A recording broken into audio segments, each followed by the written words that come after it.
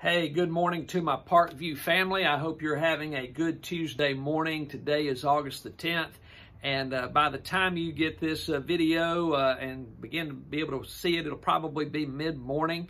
But there's several things I would love to share with you that I need to share with you because today's an important day. This is going to be a big week in my mind and in my heart personally as I look forward to the future of our church. This week is indeed a key time for me, and I'll share with you why here in just a moment. But first of all, today, I encourage you to be in prayer for your church family. Okay, so many people still need our prayer.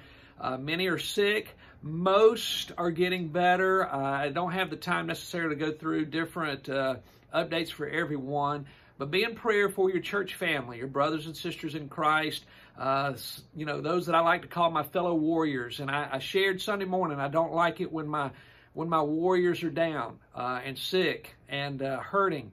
I want them strong, I want them healthy, just like you do, because they are our family. So be in prayer for your church, please. Take time out just to lift them up before the Lord and continually pray for them. Another thing along those lines is today you can be praying for the family of Linda Norton. Today at 11 o'clock here at the church, there will be services to honor her, to celebrate her life, and I invite you as a church family to come around her family to support them in their time of grief, help them celebrate a life well lived. I told Lita last night at the funeral home that everywhere I've gone this week, everybody has a wonderful, godly testimony of Miss Linda, including those at therapy yesterday. So everywhere I've gone, there have been testimony about a godly life lived by Miss Linda and a legacy that's worth emulating. So support your church family today. If you cannot be here, let them know of your prayers, your support, your encouragement. And I want to thank all those who have gathered around to join them. Now, there's something else that's going to happen today. I did not know this until late yesterday. So Eddie Eubanks and I kind of got a curveball thrown at us yesterday late in the day, but a good kind of curveball that's worth swinging and hitting a home run. And that is our sign is going to be installed. Our brand new sign out here on 431 is going to be installed. The goal, according to Reliable Signs, is to have it finished by the end of the day. Now, I don't know if that means we'll have all electricity hooked up. I don't know if everything will be immediately ready for programming. My desire is that we don't miss 1 hour and that tonight that thing can be lit up with messages across it. If nothing else, letting people know that that we're still worshiping on Sunday and all those good things. But if tonight that is not accomplished, it's not the end of the world, okay? We'll be able to do that maybe and hopefully tomorrow as we have to get some things hooked up and ready. But you be in prayer for that as well. It's just going to be a big day. A lot of things will be going on. Pray for the logistics of all that, as probably big trucks will be coming in. We're trying to have funeral services for Miss Linda, and just pray that that all that will be worked out in the way that it can be and it should be. So I look forward for you to drive by the church and begin to see what's new on the road there with our sign. Another reason why this is a big week is because on Thursday, we began our men's retreat that we've talked about for quite some time now. Thursday evening, we will begin at the Bagby State Park over in Fort Gaines, Georgia, and begin with a meal at 6 p.m. Eufaula time. 6 p.m. Eufaula time. And the schedule that I have printed out for our men then begins to show Georgia time, since we're in Fort Gaines, beginning on Friday.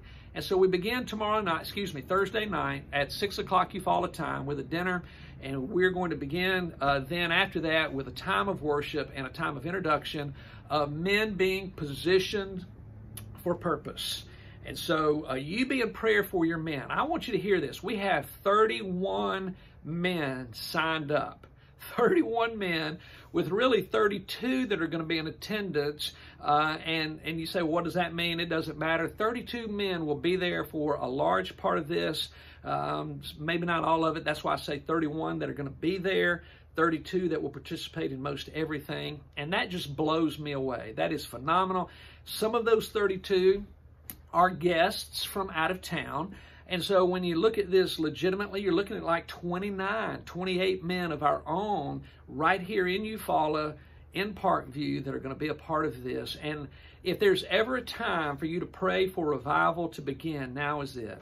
If revival can begin in the men of our church, it will sweep this community. It will sweep this region. And I just believe, again, as I said Sunday, I'm thankful for a church that allows me to preach the way I do and to teach and to challenge the way I do, because I believe we have men and women who are up for those kinds of challenges. And these men that are signed up, the list is here in front of me. I'm just, again, excited about these men. I'm excited about what they are going to encounter between what I have planned for them and what my friend Richard Moore has planned for them, as he and I have talked and planned this together. So be in prayer all weekend long for revival to come to our church, for a spiritual awakening to be the result. And here's one of the other challenges I would give you. Men, I hope you're listening to and watching this video. Would you please come to prayer meeting tomorrow night?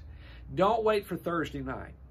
Would you come to prayer meeting tomorrow night here in the sanctuary, 6 o'clock on Wednesday night, because we are going to pray for our men's event. So gentlemen, if you can be here in any way, shape, form, or fashion, make your calendar and schedule work to be here tomorrow night as well for our prayer meeting before we begin that. And ladies, you be in prayer for our men all the way through Saturday lunch. And it's Saturday about lunchtime is where we'll all start to go back home and come see all of our family. And then it'll spill over into Sunday morning as well, as I've spoken with Stephen about the worship we'll have at the men's retreat and how some of that will come back over and be a part of our Sunday morning worship as well. I really am excited about that. There's a lot that can take place from that, and I hope you are too. I hope you're filled with anticipation. I am. I was always filled with anticipation as a child, as a kid, when it came to Christmas. Oh, I loved Christmas morning, and I couldn't wait for it to come. And that's the way I am now with this men's retreat. I'm excited about it. Been on the phone already this morning early with different people, and so I can't wait for that. All right, here's another reason why it's a big week. I'm having, and again, this is just for you to pray, the finance committee, the finance team and I are meeting on Wednesday night. We're going to be talking about some things, hopefully, that we can begin to work on through our budget, through our vision team, some things that we can go ahead and begin to work on this year that's already budgeted for, and create maybe a little bit of a plan to do that. I'm excited about that. Don't have details for you right now because we haven't met yet, but be in prayer for your finance team as they and I will join together Wednesday in a meeting just to talk about the church and what we need to be doing as far as reaching people. This is the key, reaching people and assimilating them into the life of our church and becoming disciples. Another meeting we're having is this coming Sunday. The personnel team is meeting, and I'm going to meet with them as well. And here's what we're going to talk about a lot of things, okay? So you need to be in prayer for your personnel team. We have a lot of personnel situations that we need to address. We still need to hire administrative help here in the office, but then we also are looking at how we're going to move forward with our pastoral staff. And I'll tell you now, we may have to look at how we want to shift some things around because the future is not going to be like the past. We know that. And so we're going to be looking at, I am going to be presenting some things to the personnel team, and we're going to go back and forth until we figure this thing out so that we can come to the church with what we believe to be recommendations for the future of our staff. Which leads me really to the final thing about that is be prepared for an August 29th specially called business meeting. Okay, I've looked at the bylaws. There's no full-on requirements about how to announce that. In fact, we could have one immediately if necessary. However, the plan typically calls for announcement as much as possible for what it's going to be. And so you're going to start to hear me announce this in my midweek updates on Sunday morning on August 29th, okay, so that we can do a couple things. Number one, our nominating committee needs to present the full list of nominees for all the teams and committees for the next year. We hope to present to you this ad hoc committee for an official beginning for our vision team for our future and outline some of the things around that. And then also, who knows, hopefully through our personnel team, we might be able to also announce the beginning of our very first needed search team for our next pastoral staff position. So there's a lot of things we're hoping for, that I'm hoping for. If we can accomplish all that, it's going to be a phenomenal month of August. If we do not accomplish all of that, we're just going to trust that God didn't necessarily mean for it all to happen in that time frame. I hope it does happen, but if it doesn't, then we will see how we need to adjust and proceed into the month of September. But anyway, that's a mouthful. There's a lot happening in this week for me personally to get done. The biggest piece of all this for me is our men's retreat this weekend. Now, one final word, because as I talked about August and then moving into September, we're already kind of getting the fall in our mind, even though it's still hot as blazes outside. But the fall means another thing that has been an exciting thing around our church for past years, and hopefully it will be this year. And that is Operation Christmas Child is now on our doorstep. And even though the word Christmas is in that, and you say, Mike, it's August, and you're talking about Christmas. Well, if you remember, Operation Christmas Child does not go all the way up to Christmas. That's when all this stuff happens around the world, yes, but we have to have our end completed in the month of November. And as you remember, it takes a lot of effort, takes a lot of energy to pack a lot of boxes. And so we want to do that. It's an exciting time. It's fun to watch people get energized by this. It's fun to watch Sunday school classes and teams just be filled with that energy of what it means to spread the gospel around the world in fun ways. And so be on the lookout for that. Miss Terry and Miss Rosemary are going to be spending a lot of time prepping us for that. Who knows? I think we're going to be shooting for 1,000 boxes this year. And you might look back at your device right now and say, our pastor is nuts. We knew he was crazy, but now we know he's crazy. Well, that's all right. I'd rather be crazy and get 1,000 boxes than normal and not do much. So join me in being crazy a little bit. Let's do 1,000 boxes this year, minimum.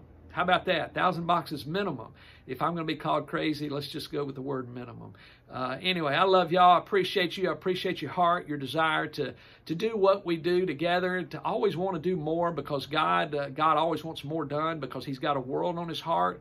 I want us to have a world on our heart, and I want it to begin with Eufaula first. Okay, you're going to continue to hear more about that because as much as we're going to do for Operation Christmas Child, we have a school today that's getting started, and we are going to do Eufaula first through that school. We're going to do Eufaula first through our neighborhoods. We're going to do Eufaula first through missions right here, not just around the world and shoeboxes and everything else, but we're going to do it right here. And I cannot wait for the days to come where we get to enjoy the fruit of all that ministry. So God bless y'all today. Hope you have a great Tuesday. Thank you for letting me invade your time again today with an update. And if I've missed anything, call me and we'll try to do another one and fill it up with something else that I've missed. But God bless y'all. Be praying for your church today and all the needs that we have from funerals to sicknesses and just to a passion for the future. Gentlemen, I hope to see you tomorrow night at prayer meeting and, of course, on Thursday for our retreat. See you soon. Bye-bye.